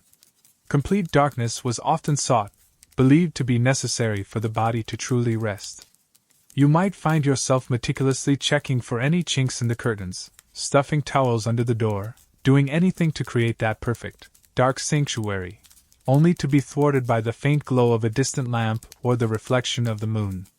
It feels like a universal struggle, doesn't it? Trying to achieve true blackout conditions, a fight against the encroaching light that still resonates today. Then there was the noise. Ah, the noise! The Victorian city was a symphony of jarring sounds, the clatter of horse-drawn traffic, the cries of street vendors, the bells of churches and town halls, the relentless pounding of factory machinery, the shouts and laughter, or arguments, of neighbors. For someone trying to find peace and quiet for sleep, it must have been a constant torment. Victorians tried various methods to combat this acoustic assault. Heavy curtains and carpets were used not just for insulation and decoration, but also to absorb sound. Bedrooms were often located as far away from the street as possible within the house. Some might even resort to rudimentary earplugs, perhaps made of cotton wool or beeswax, though these were unlikely to block out the worst of the din. Imagine lying there, trying to ignore the symphony of urban chaos outside, your mind latching onto every creak and rattle, making sleep an impossibility. It's enough to make you want to move to the quietest countryside, even if it meant giving up your vibrating chair treatment. A mainstream historical fact about Victorian environmental approaches to sleep is the strong emphasis placed on the bedroom environment itself as a key factor in health and well-being. Advice on choosing a quiet room, ensuring proper ventilation, within the limits of their understanding, and controlling light was standard in health manuals and domestic guides. This wasn't just about comfort. It was seen as medically important, a crucial element in maintaining a healthy nervous system and promoting restorative sleep. The bedroom was supposed to be a sanctuary, a place where the body and mind could escape the stresses of the day. But of course, there were also more peculiar, fringe tidbits related to the environment. One piece of advice suggested that certain colors in the bedroom could promote sleep, with calming blues and greens being favored over stimulating reds or yellows. Another, even stranger, recommendation was to place specific objects in the bedroom that were believed to have soporific properties, such as certain types of wood, stones, or even bottles filled with magnetized water. Imagine arranging your bedroom decor based on its supposed ability to knock you out, perhaps strategically placing a calming blue vase filled with magnet water next to your bed, hoping its mystical properties would finally do the trick. It makes feng shui for sleep sound positively conventional. Historians still argue whether the focus on environmental factors genuinely improved Victorian sleep quality, or if it was simply a reflection of their anxieties about the changing world and a desire to exert control over their immediate surroundings when so much else felt uncontrollable. While basic principles like reducing noise and light are still recognized as important for sleep hygiene today, the Victorian theories about night air or the soporific power of blue paint were clearly rooted in the limited scientific understanding of the time. Was a quiet, dark room helping, or just the belief that it should help? It's hard to disentangle the practical benefits from the psychological ones in historical accounts. The appeal of controlling the environment was its tangible nature. You couldn't always control your worries or the mysterious workings of your digestion, but you could close a curtain, open, or close a window, or rearrange your furniture to minimize noise. It felt like a proactive step, something you could do in the face of passive suffering. It offered a sense of agency, a feeling that you weren't entirely helpless against the forces conspiring to keep you awake. Plus, redecorating sounds a lot more pleasant than a cold plunge, right? Though I doubt many Victorian insomniacs were picking out paint colors for fun, it was a serious, hope-filled endeavor. However, the reality for many Victorians, especially those in crowded urban areas, was that controlling their environment was incredibly difficult, if not impossible. You could hang the heaviest curtains, but they wouldn't block out the sound of the factory next door or the damp, stale air in a poorly constructed building. You could try to avoid drafts, but if your home was poorly insulated, you'd likely be cold anyway. For many, the environmental factors causing their insomnia were symptoms of larger societal problems: poverty, overcrowding, pollution, that couldn't be solved with a strategically placed blue object or a slightly opened window. It highlights the disconnect between the aspirational advice often given and the harsh realities of daily life for a large portion of the population. It seems that while some Victorians were meticulously arranging their bedrooms for optimal slumber, others were simply praying for a few hours of quiet in a world that wouldn't stop buzzing. It's a reminder that sometimes, the biggest obstacles to sleep aren't within you, but all around you, a constant, inescapable presence that no amount of blue paint or beeswax earplugs could truly overcome. So, you've battled the external world, the noise, the light, the questionable air, trying to bend your environment to the will of sleep. You've tried chemical escapes and physical interventions, only to find yourself still staring at the ceiling. If the problem isn't entirely external, and the physical remedies aren't working, perhaps the issue lies within the restless churn of your own mind. The Victorians, increasingly interested in the complexities of the human psyche, began to explore more psychological approaches to insomnia, focusing on mental discipline and structured bedtime routines. If you couldn't force your body to sleep, maybe you could trick your brain into it? The idea was that the modern world, with its anxieties, intellectual stimulation, and rapid pace, was overtaxing the nervous system and preventing the mind from achieving the necessary calm for sleep. You were suffering from nervous excitement or brain fag, and this mental turmoil was the root of your sleeplessness. Therefore, the cure lay in quieting the mind, mastering your thoughts, and establishing habits that signaled to your brain that it was time to shut down. This wasn't about chugging a potion, it was about mental discipline, about imposing order on the chaos within your skull. One common piece of advice was to avoid any stimulating mental activity in the hours leading up to bed. This meant no intense study, no balancing the household accounts, a surefire way to induce financial anxiety, and especially, as we touched on earlier, no reading of exciting or sensational novels. These were believed to whip the imagination into a frenzy, leaving your mind racing and unable to settle. Instead, you were encouraged to engage in calming, perhaps even monotonous activities, quiet conversation, listening to gentle music, or perhaps some light, non-intellectual reading, a dull sermon maybe? The goal was to gradually lower the mental temperature, easing your brain towards a state of rest. Imagine trying to force yourself to read the most boring book you could find, specifically to make yourself sleepy. It feels counterintuitive, doesn't it? Like trying to fall asleep by watching paint dry, but mandatory. Beyond avoiding stimulation, there was also advice on how to actively manage your thoughts once you were in bed. This was the realm of Victorian mental gymnastics. You might be told to consciously banish worrying thoughts, to focus on pleasant memories, or even to engage in specific visualization exercises. One technique involved imagining a peaceful scene, like a quiet countryside landscape, and holding that image in your mind, pushing away any intrusive anxieties. Another recommended focusing on your breathing, counting your breaths, or repeating a calming phrase or prayer. These are techniques that sound surprisingly modern, echoing mindfulness or meditation practices. The challenge, of course, was actually doing this when your mind was a whirlwind of worries and your body was buzzing with restless energy. Trying to force your brain to be calm is often like trying to herd cats while riding a unicycle, difficult, frustrating, and likely to end in failure. A mainstream historical fact is that the concept of nervousness and its link to mental overstimulation was a dominant medical and cultural idea in the Victorian era. Doctors and social commentators alike attributed a wide range of physical and mental ailments, including insomnia, to the stresses of modern life and the demands placed on the nervous system. Treating these conditions often involved prescriptions for rest, changes in lifestyle, and methods aimed at calming the agitated nerves, reflecting a growing, albeit nascent, understanding of the connection between mental state and physical health. Hand in hand with mental discipline came the emphasis on strict bedtime routines. The Victorians were big on routine and order in all aspects of life, and sleep was no exception. You were advised to go to bed at the same time every night, even on weekends, or their equivalent, and to wake up at the same time each morning. The idea was to regulate your body's internal clock, creating a predictable rhythm that would naturally lead to sleepiness when bedtime arrived.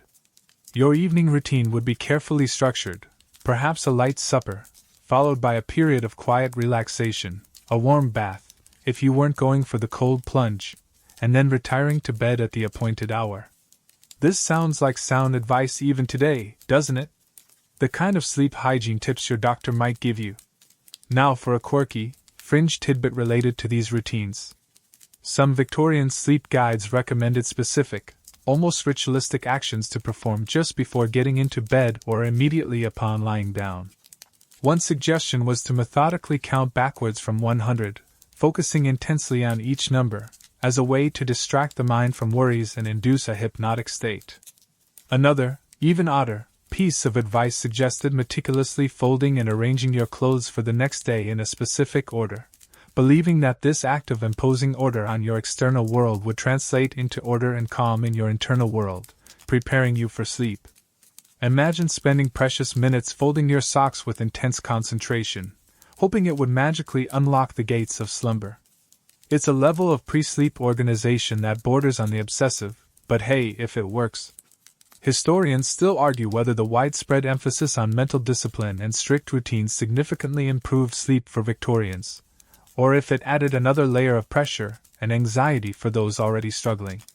While establishing a regular sleep schedule and winding down before bed are scientifically proven methods to improve sleep hygiene, the Victorian focus on forcing the mind to be calm or blaming the individual's lack of mental control for their insomnia could be counterproductive, leading to frustration and feelings of failure when sleep didn't come.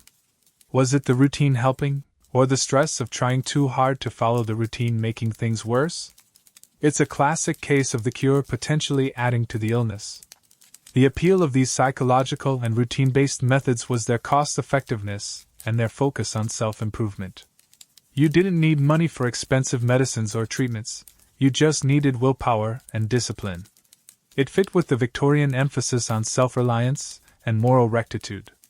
Insomnia could be framed not just as an illness, but as a failure of self-control, a sign that you weren't managing your mind or your life properly.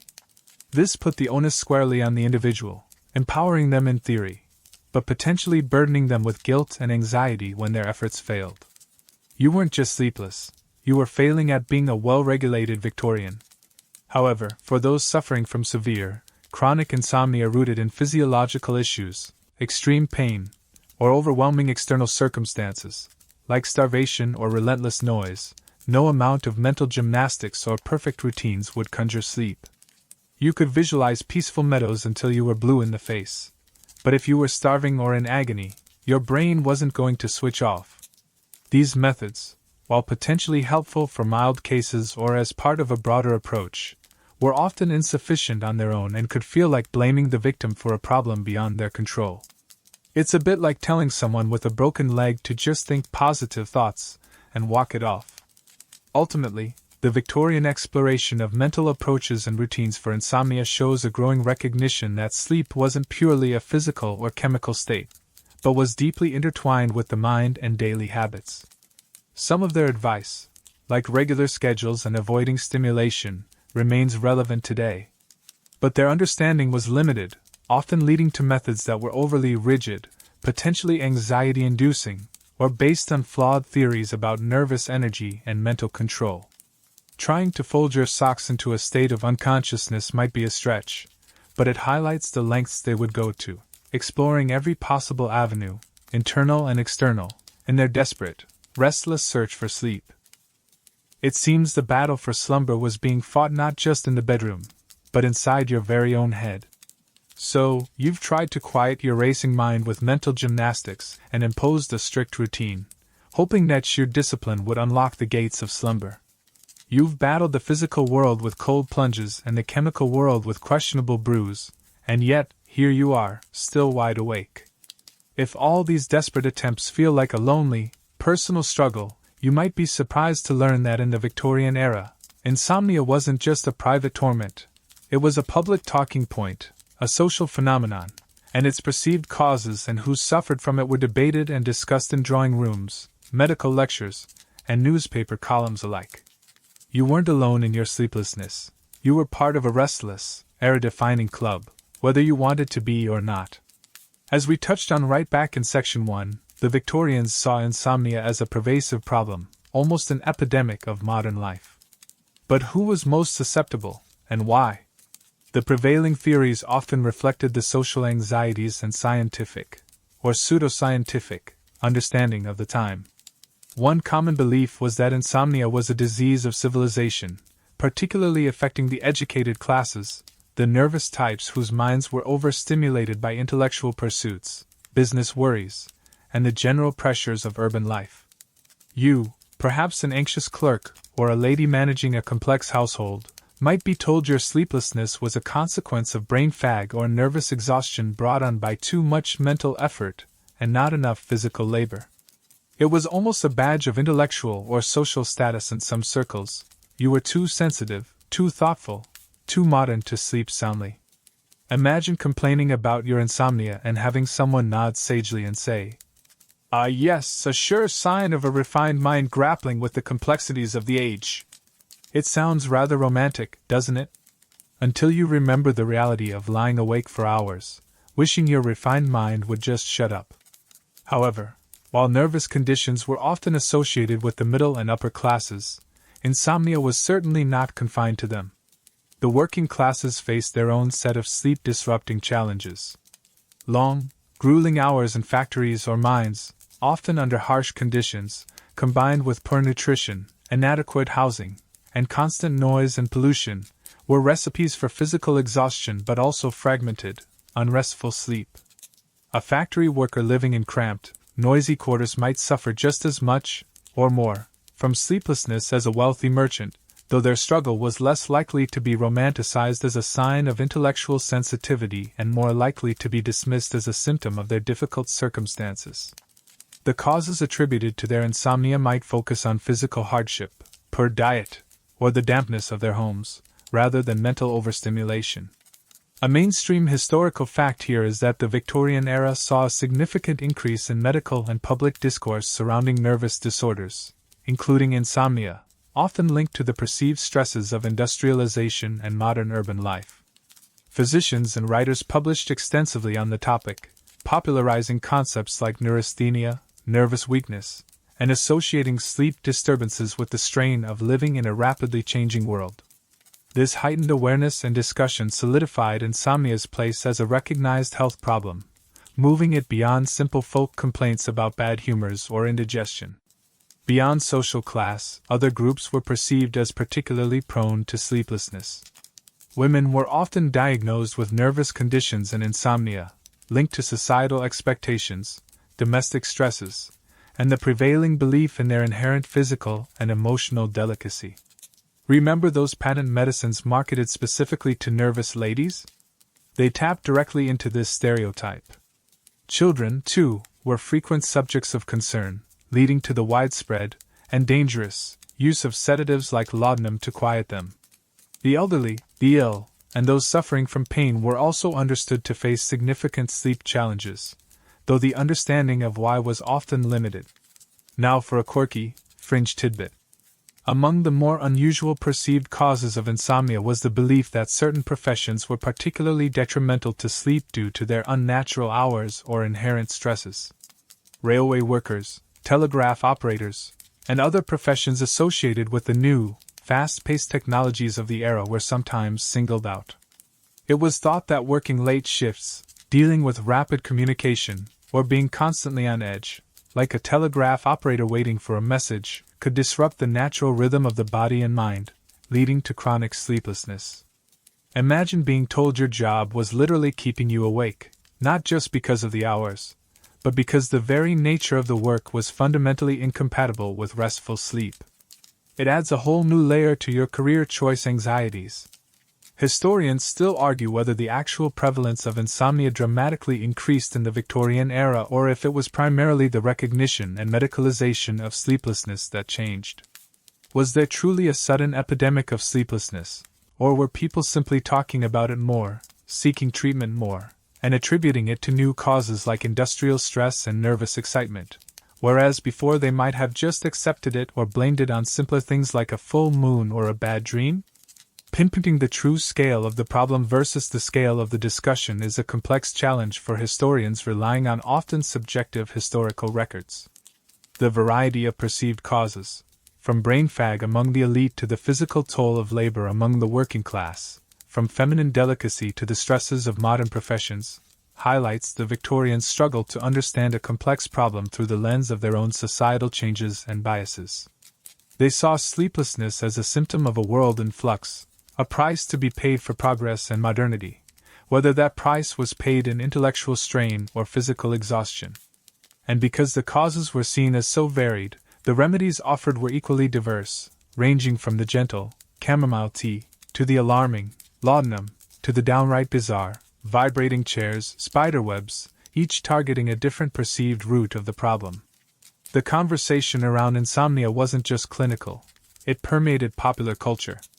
Sleepless characters appeared in novels and plays, their nocturnal struggles often serving as metaphors for deeper anxieties or moral failings.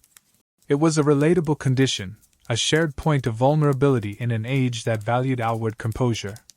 Discussing your dreadful nights could be a way to connect with others, a common complaint that transcended some social barriers, even if the reasons for that sleeplessness were understood differently based on your station in life. It was a universal suffering, experienced uniquely. Ultimately, the Victorian perspective on the social standing and causes of insomnia reveals as much about their society as it does about the condition itself. They saw sleeplessness as a product of their time, a consequence of the rapid changes they were living through. They attributed it to factors that reflected their anxieties about class, gender, work, and the impact of modernity on the human constitution. And while some of their theories were rooted in genuine observation, stress and noise do affect sleep, others were based on outdated medical ideas, social prejudices, and a fascinating blend of scientific inquiry and sheer speculation. Understanding who they thought suffered, and why, helps us understand why they reached for the peculiar, often unsettling, remedies we've been exploring. It seems the Victorians were trying to solve a very modern problem with a very mixed bag of historical and cutting-edge, for them, solutions, often without truly grasping the complex interplay of factors that kept them awake at night. And that lack of understanding led them down some truly strange paths in their quest for a good night's rest. So, you've navigated the social labyrinth of Victorian insomnia, hearing the whispers about brain fag and nervous ladies, trying to control your diet and your environment, and still, sleep remains a frustrating stranger. If home remedies and patent medicines weren't the answer, surely the learned medical professionals of the era held the key? As the 19th century progressed, the medical profession was rapidly evolving, seeking to impose scientific order on the chaos of human ailment. Insomnia, being such a widespread and talked about problem, naturally became a focus for physicians, leading to the emergence of sleep doctors or specialists in nervous diseases, and a whole host of peculiar theories and treatments offered from the hallowed halls of medicine. Imagine yourself finally consulting a doctor about your persistent sleeplessness. You'd describe your symptoms, the racing thoughts, the inability to drift off, the exhaustion that dogs your days. The doctor, likely a man with a formidable beard and an air of absolute certainty, would listen intently, perhaps peering at you through spectacles, taking notes in a leather-bound journal. Their understanding of sleep was, by modern standards, incredibly limited. They didn't have access to EEGs to study brain activity, nor did they understand the different sleep stages or the complex neurochemistry involved. Their theories were often based on observation. Outdated concepts like humoral theory, though less prevalent by late Victorian times, echoes remained, and the burgeoning, but still rudimentary, understanding of the nervous system. One prominent theory among medical professionals was the idea of cerebral congestion. They believed that too much blood rushing to the brain could cause overstimulation and prevent sleep. Therefore, treatments might involve trying to reduce blood flow to the head, perhaps through cold applications to the scalp or feet. Remember those cold plunges? Sometimes prescribed by doctors, or even recommending raising the head of the bed significantly. Imagine lying there, propped almost upright, hoping gravity would somehow drain the excess blood from your brain and finally allow you to drift off. It sounds less like a sleep position and more like preparing for a medical examination while lying down. A mainstream historical fact is that the Victorian era saw the rise of neurology as a distinct medical specialty, and physicians in this field dedicated significant attention to conditions affecting the nervous system, including insomnia. Prominent neurologists published influential books and papers analyzing sleep disorders, attempting to classify different types of sleeplessness, and proposing treatments based on their understanding of nerve function and pathology. This legitimized the study of insomnia within the medical community, moving it beyond just the symptom of other diseases to a condition worthy of dedicated medical inquiry. Doctors might also prescribe a range of treatments that we've already encountered in the realm of home remedies and patent medicines, but perhaps in a more controlled, though still unregulated by modern standards, environment. Hydrotherapy, dietary changes, exercise regimens, these were all part of the physician's arsenal. And yes, they also prescribed sedatives. While patent medicine manufacturers were selling unregulated opium and chloral hydrate on the street corner, doctors were prescribing them too, often in tinctures or pills they dispensed themselves. The difference was supposed to be medical supervision and diagnosis, but the fundamental dangers of addiction and overdose were still very real, perhaps even more so with potent substances prescribed by a trusted authority figure. A doctor might start you on a low dose, but if it didn't work, the logical next step was often to increase it, potentially leading you down the same dangerous path as the patent medicine users, just with the doctor's blessing. It's a bit like being given permission to jump off a cliff, but with a slightly softer landing spot promised at the bottom. Now for a quirky, fringe tidbit from the medical side. Some Victorian physicians explored truly bizarre, almost experimental treatments rooted in their evolving theories. One such idea involved using magnets. Yes, magnets. Building on the fascination with unseen forces and the body's supposed electrical fluid, some doctors experimented with placing magnets on or near the patient's head or body during the night, believing that the magnetic field could somehow influence the nervous system or rebalance the body's energies to induce sleep. Imagine your doctor seriously suggesting you sleep with magnets strapped to your temples. It sounds less like a medical treatment and more like something you'd try after reading a very questionable pamphlet found in a dusty attic. You might feel a strange tingling, or maybe just the discomfort of the magnets, but restful sleep? Probably not. It makes you wonder if the doctor was just trying to give you something different to worry about besides your insomnia. Historians still argue whether the treatments offered by Victorian physicians for insomnia were significantly more effective or safer than the popular home remedies and patent medicines of the era. While doctors had a more systematic approach to diagnosis and treatment plans, their understanding of the underlying causes of insomnia was still limited, and the substances they prescribed carried significant risks. Was a doctor's prescription for laudanum inherently safer than buying it over the counter, given the lack of standardized dosages and understanding of addiction? It's a complex question, and the answer likely varied greatly depending on the individual doctor, the patient's condition, and sheer luck. The appeal of consulting a doctor was the promise of scientific expertise and authority. In an age where science was increasingly revered, seeking medical advice felt like taking the most rational, modern approach to your problem. A doctor's diagnosis and prescribed treatment carried weight and legitimacy that a neighbor's suggestion or a patent medicine advertisement simply couldn't match. You were placing your trust in the hands of someone trained, by Victorian standards, to understand the human body and mind, someone who could offer a tailored solution rather than a generic potion. However, the reality was that even within the medical profession, there was a wide range of knowledge and approaches. Some doctors were genuinely trying to apply the best available science, while others might be clinging to outdated theories or simply resorting to prescribing potent sedatives because they didn't know what else to do. The lack of standardized medical education and regulation meant that the quality of care could vary dramatically.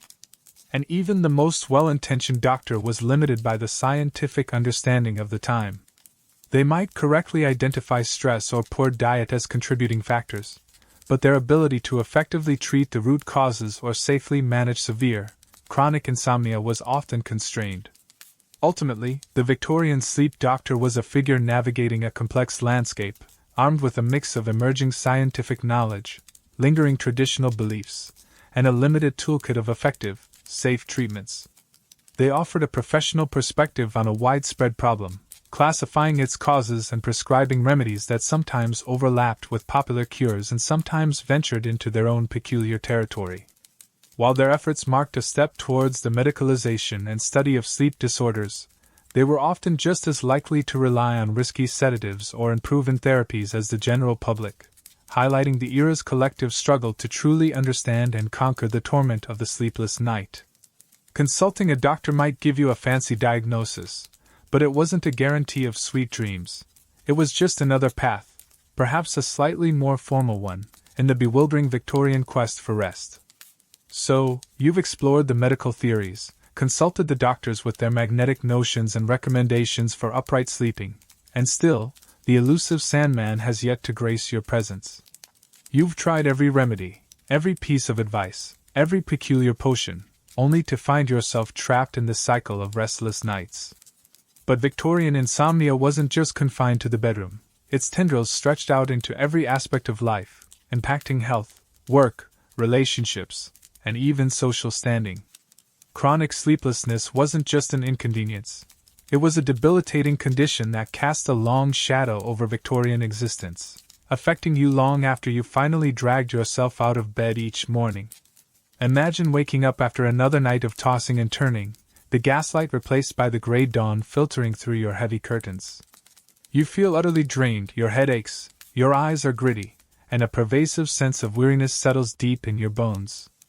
This wasn't just about feeling tired. Chronic insomnia had significant, tangible impacts on physical health, impacts that the Victorians were well aware of, even if their understanding of the underlying mechanisms was limited.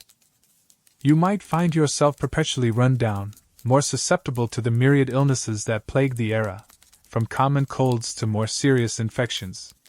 Your immune system, likely already challenged by poor diet, pollution, and stressful living conditions, was further weakened by the constant lack of restorative sleep. It's hard to fight off consumption or bronchitis when you haven't had a decent night's sleep in weeks. You might feel physically frail, your body simply lacking the energy to function properly, every movement feeling like a monumental effort. Beyond general weakness, insomnia was often linked to specific physical complaints. Digestive issues, like indigestion and constipation, were commonly associated with sleeplessness, echoing the belief that a troubled gut led to a restless mind. Headaches, muscle aches, and a general feeling of malaise were also par for the course.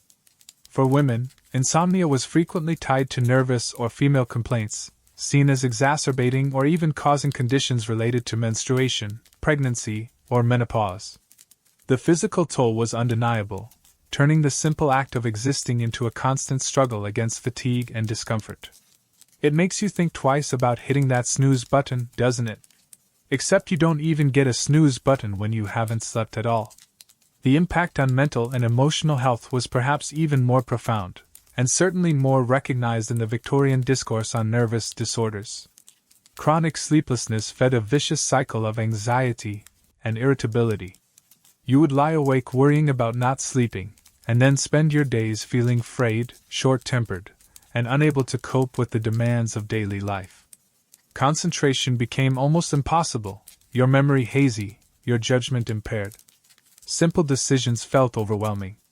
This constant state of mental agitation and exhaustion could easily spiral into more serious psychological distress, including depression and heightened anxiety.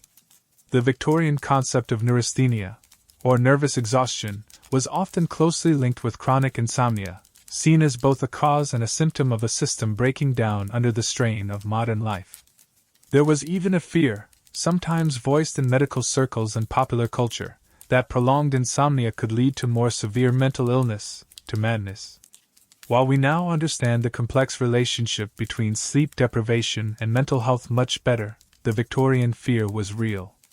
The sleepless person, with their racing thoughts, hallucinations, sometimes caused by remedies like belladonna or opium, and increasingly erratic behavior, could be seen as teetering on the edge of losing their mind. This added another layer of terror to the sleepless night. Not only were you suffering, but you were also potentially risking your sanity. It's enough to give you nightmares, if you could actually fall asleep to have them. A mainstream historical fact is that Victorian society widely acknowledged the severe impact of chronic insomnia on both physical and mental health, viewing it as a serious medical condition that required treatment. This perception fueled the booming market for remedies and the dedicated efforts of physicians to understand and cure it. Insomnia was seen not just as a personal affliction, but as a societal problem that affected productivity, stability, and the overall well-being of the population. The consequences of chronic sleeplessness spilled over into social and economic life. If you were perpetually exhausted and mentally foggy, your ability to perform your job, whether it was manual labor, office work, or managing a household, would be severely compromised. Productivity would plummet, mistakes would be made, and your livelihood could be at risk. For working-class individuals, inability to work due to illness or exhaustion meant lost wages, potentially pushing already struggling families into deeper poverty. For the middle and upper classes, it could mean a decline in social engagements, an inability to perform professional duties, and a general withdrawal from public life. Insomnia was a barrier to success and a threat to respectability. Relationships also suffered. Constant irritability and exhaustion would strain interactions with family, friends, and colleagues.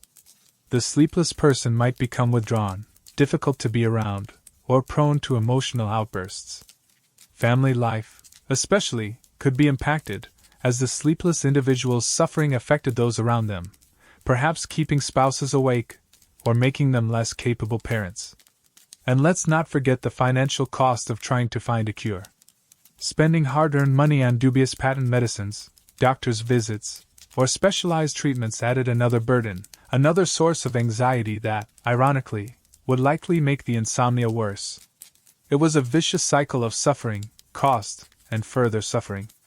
It makes you appreciate that most modern sleep advice involves free things like turning off screens.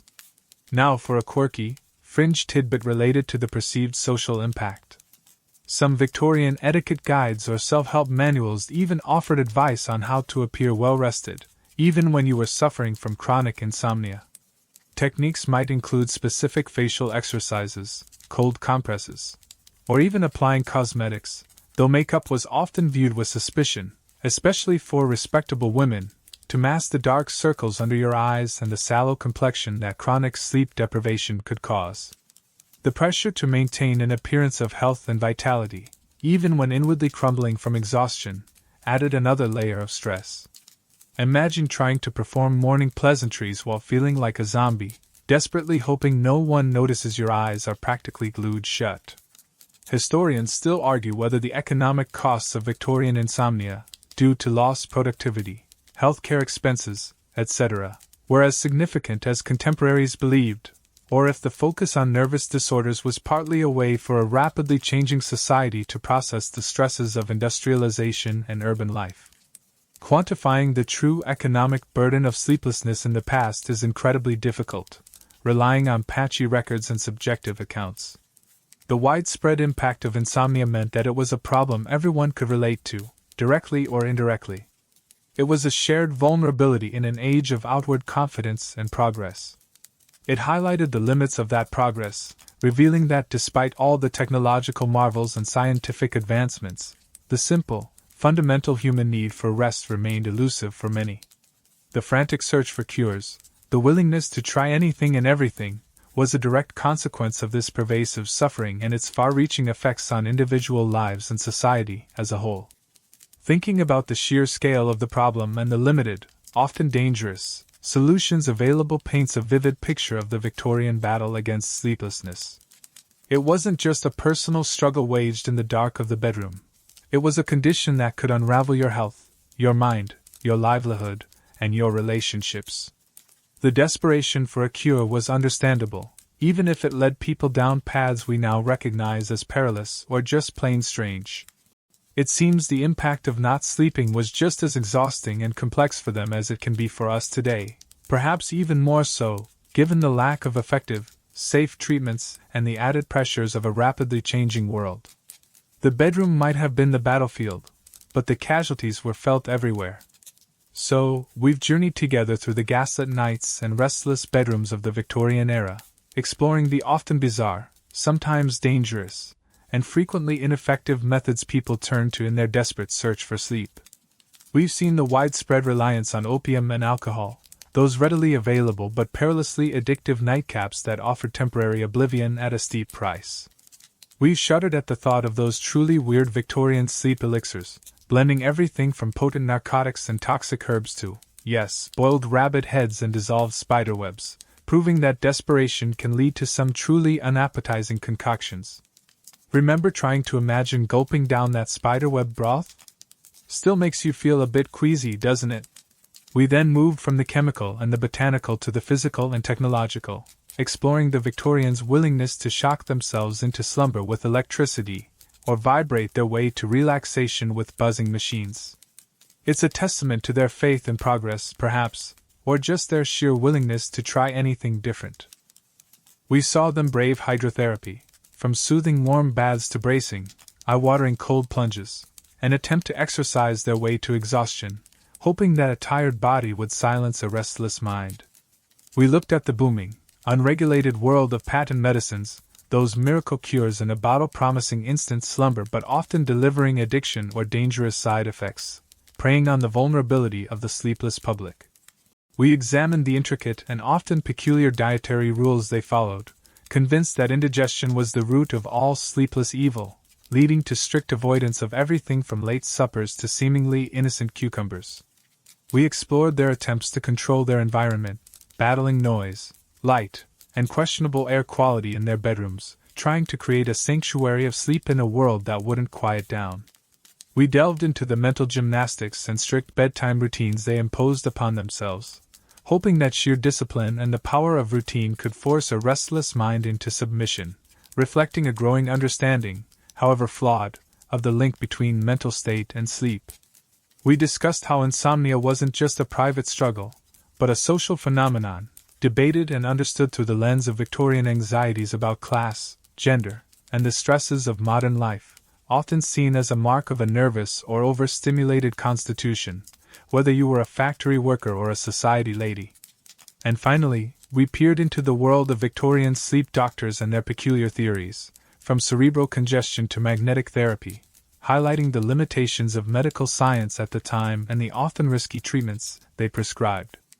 A mainstream historical fact that underscores this entire journey is that despite the vast array of cures attempted, chronic insomnia remained a widespread and debilitating problem throughout the Victorian era, a persistent shadow over their lives that none of these methods, individually or combined, seemed able to consistently conquer for the majority of sufferers. The sheer volume of advice and remedies available speaks volumes about the depth of the problem and the lack of truly effective, safe solutions. Now for a quirky, fringe tidbit to cap off our historical exploration.